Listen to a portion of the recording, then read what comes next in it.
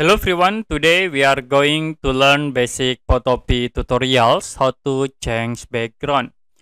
For example, I will open image, so I will open this image.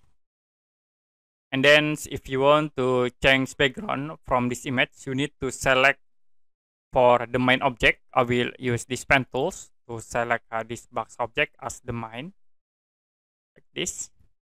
It's just for example object.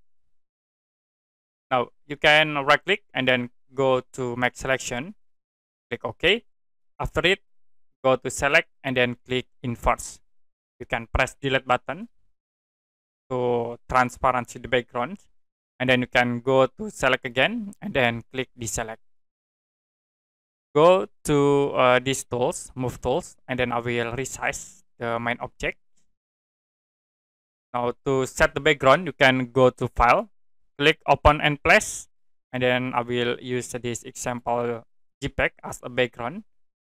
Can resize like to the top here and to the bottom. Now you can move from layer, you can click at this icons layer and then move the background color to the bottom. So that's it for basic Photopea tutorials, how to change background. And if you have any question about this tutorial, you can comment below this video.